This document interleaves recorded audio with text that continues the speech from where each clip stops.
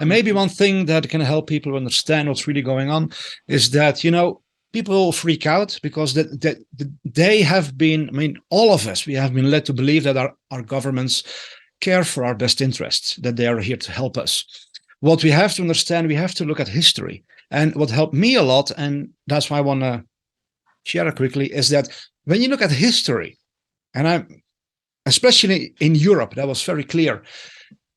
For hundreds of years, you had these, royals who lived in luxurious castles. They ruled out in the open, publicly, over all the rest of the people, the peasants, and they had to work hard on the land to survive. And most of what they produced on the land had to be brought to the landlords. So historically, a very tyrannical form of government was publicly, was out in the open.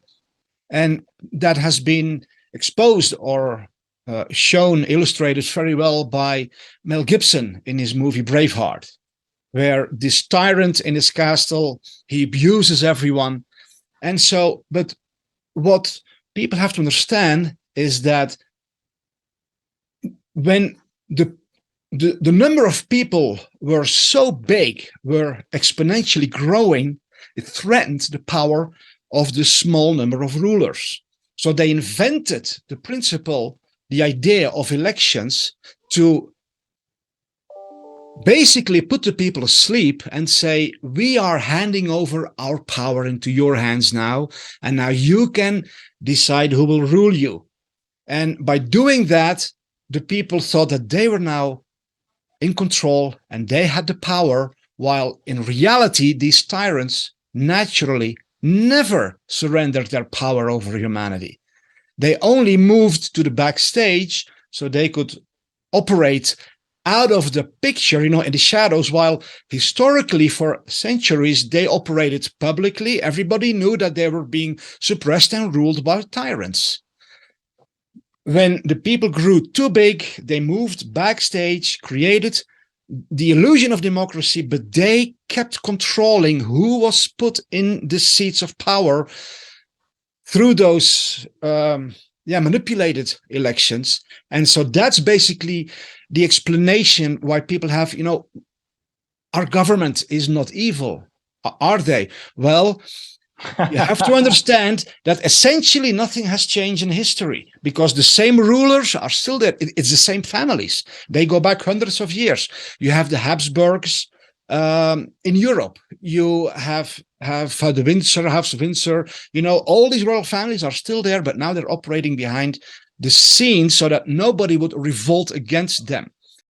That each and every one of us has their own individual sovereignty. Doesn't have anything to do with national sovereignty. It's each and every one of us.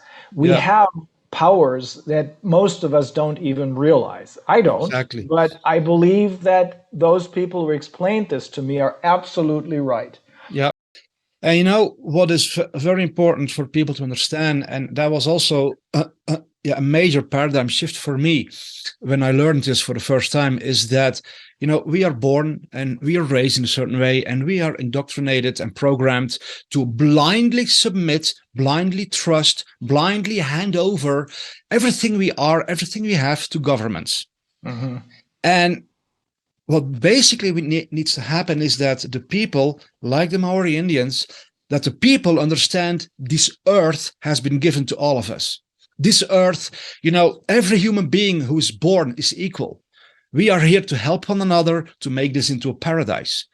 And that is one of the amazing things that was outlined in a beautiful way by Kalina Georgescu in the interview with you, The Secrets of the UN, where he says our creator, God, has given us everything we need to live in abundance. But you have this small group of people who historically have always robbed everyone.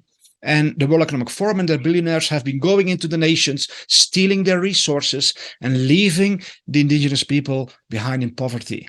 And so I believe that once this realization spreads all over humanity, where people understand, we are here to share with each other, we are here to help one another, then there is no reason for all this misery and wars and poverty and conflicts, because they are essentially artificially created to keep humanity as a whole in weakness and poverty, and constantly empower those who are in control behind the scenes. Yes. The World Economic Forum, these elites, they want to make everything increasingly artificial. Everything. In the metaverse, people can even get a baby, and when they're tired of it, they can abandon it. That's how sick these people are. They want to lock up people in smart cities. They want to make everybody cyborg. They want to completely disconnect us from nature, from God, from everything that is life-giving, and lock us up in artificial everything.